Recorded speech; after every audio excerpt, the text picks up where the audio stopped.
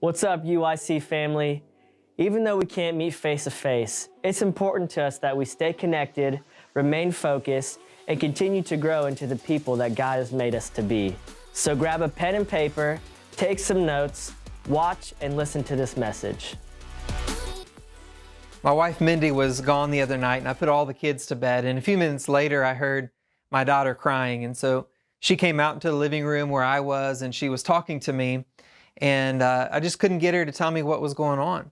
I said, Jovi, why are you crying? What's happening? And so she finally said, I just keep thinking, what if Mom doesn't come home?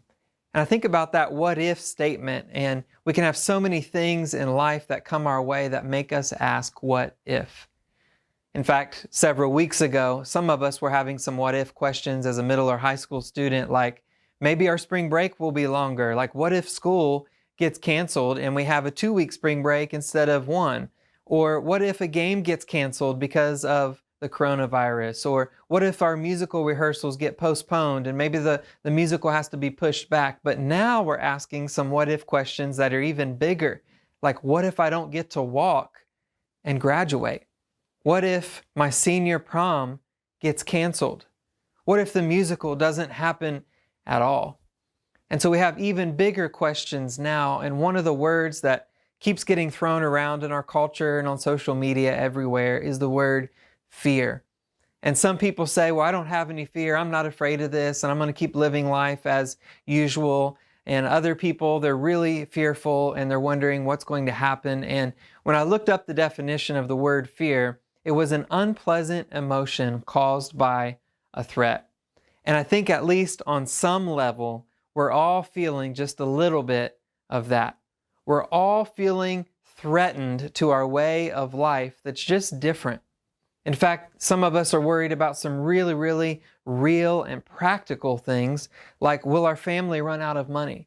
There are a lot of people that are off work and employers that are having to have the conversation with those that work for their company that we're not going to be able to keep you here during this time. We're all going to have to shut down. And this is going to cause a lot of difficult things. Some are worried about food, and I'm used to getting a meal at school for breakfast and lunch, and now what's going to happen? Some people, for whatever reason, they're crazy worried about toilet paper, and am I going to run out of toilet paper? But no matter what it is that you worry about, we have lots of different things, but I think that at the end of the day, our lives are being threatened, our way of life, what we're used to, our schedule and the way that we do things and the sports that we play and the classes that we attend and working hard on our homework, our way of life, which ultimately leads to sometimes our value, because we find value in the sport that we play.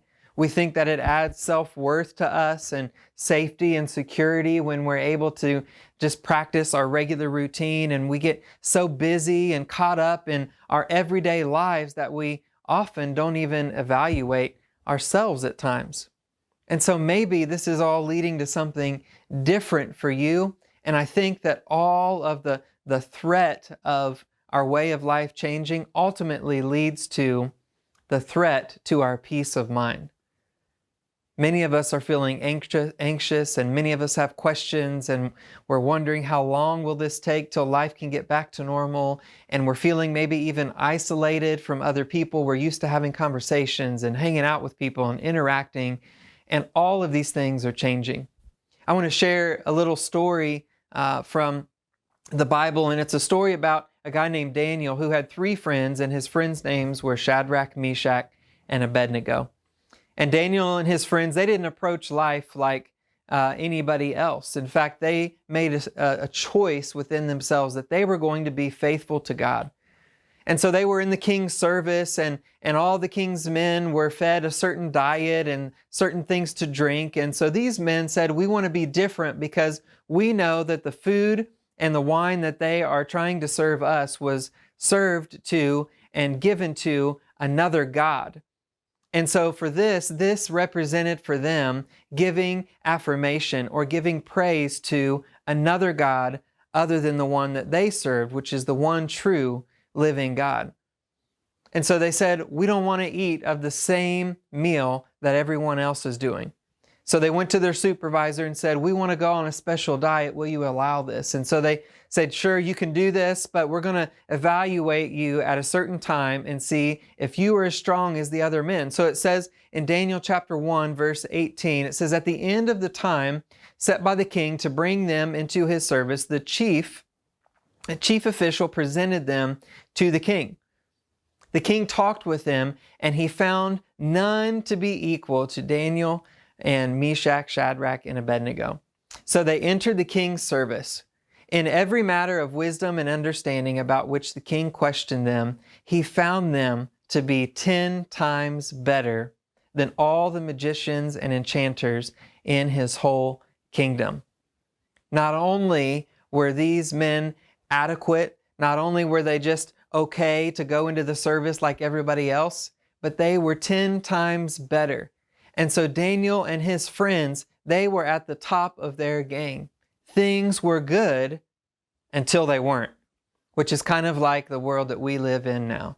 We were all going about our own business, living our busy lives, engaged in all of our normal routine activities, and things were good until they weren't. We start hearing about this virus in other parts of the world, and now all of a sudden it's changing our way of life. So Daniel and his friends, they were challenged where they were at the top of their game. Now they're being challenged again, because what happened was the king, he wanted somebody who could interpret his dream. He had a dream, and he went to all the sorcerers and magicians and all the wise men around, who all told him, your dream cannot be interpreted. The king was so furious that he decided he was just going to go ahead and put to death all those who had always been thought of to be wise. In other words, what good are you? And so this included Daniel and his friends, who were not just wise, but they were 10 times wiser than all the men. So when Daniel heard that the king was going to put them to death, he had a conversation with the commander. Things were good until they weren't. And here's what it said in Daniel 2:14 that he did. He spoke with wisdom and tact to the commander of the king's guard. He spoke with wisdom and tact. And I wonder, in our world, when things are not good, when the rug is pulled out from underneath us, when we think everything's okay, but then it's not, when times get tough, how do you speak? See, Daniel, he spoke with wisdom and tact. Some of us, we speak with negativity and criticism, and we like to use all of our words to make sure everybody knows how bad life is. But for Daniel, he chose to be victorious in the middle of this difficult time.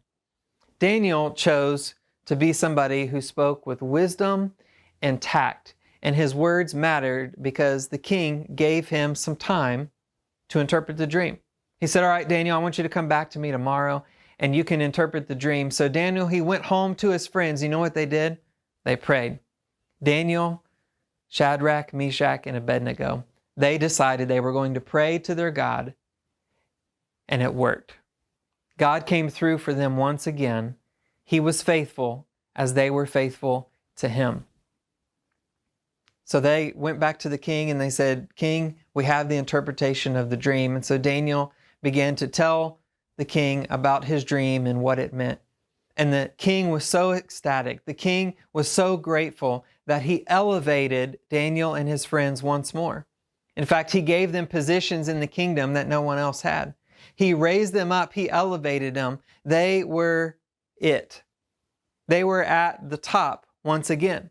Isn't that like life, where it can be like a roller coaster? Things are going good and then they're not good, and then things are good again and they're not good. But the thing that remained the same for Daniel and his friends were they remained faithful to God. They were given fame. They were given prosperity. They were given position in the kingdom, but that all changed. Remember, things were good until they weren't. And so what happened was the king got to feeling really, really good about his kingdom. The king was feeling great about himself and great about how the kingdom was going, and he decided to build a statue. He decided to build a golden idol representing himself and challenged everybody to come and bow down and worship this idol. but not Daniel and his friends, because they were remaining faithful to God once again. They said, "We will not bow down to any other God but our true living God." And so in one moment, they went from fame, where everyone knew their name, where everything was good, to flame, because the king, Nebuchadnezzar, what he decided to do was throw these boys into a blazing fire. So he gathered Shadrach, Meshach, and Abednego, and he said once again, "If you don't bow down to me, I will throw you in the flames." And they said, "We will not." And he was so furious that he turned the fire up 7 times hotter, so hot that even the soldiers who threw them into the furnace died.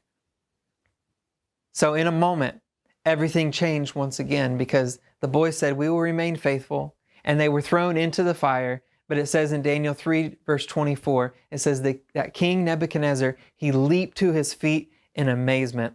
And he asked his advisors, "Weren't there 3 men tied up who were thrown into the fire?" And they replied, "Certainly, Your Majesty." And he said, "Look, I see 4 men. They're walking around in the fire, unbound and unharmed, and the 4th looks like a son of the gods." He looked like that because he in fact was. Their God had come through for them again. And there weren't just the 3 men in the fire, there were 4, because Jesus showed up in the fire with them. This happened for them because they had the even if kind of faith. What do I mean? I had a friend who sent me a text just a few days ago, and he said, "Fear asks the question, what if? But faith makes the statement, even if." And so we see in Daniel chapter 3, verse 17, where the men came against the king, and they said, "We're going to be faithful." And it said, "If we are thrown into the blazing furnace, the God we serve, He is able to deliver us from it, and He will deliver us from Your Majesty's hand." But they knew He could. They knew everything could change in a moment. But they said, even if He does not, even if it doesn't go the way that we know it could, even if He doesn't come through for us in the way that we thought He would, we want You to know, Your Majesty, that we will not serve the gods or worship the image of gold You have set up. They remained faithful to their God. And so in a world, in a culture, in a time where it's so easy for all of us to ask the question, what if, what if, what if? What if things don't go the way that I want them to go? What if this time in our world and everything that we're facing leaves me with disappointment? What if things get canceled that I was looking forward to? What if, what if, what if? Instead of asking that question, what if, and being so worried and so fearful, we chose to be different. We chose to stand out in our faithfulness to God, and we said, you know what?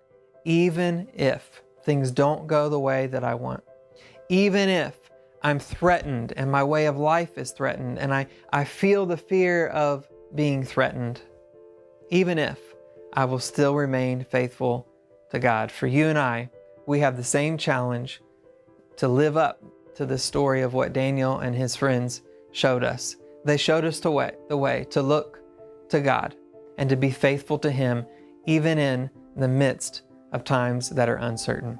Will you join me in this challenge to live the kind of lives in this time that says, even if, I will still be faithful to God?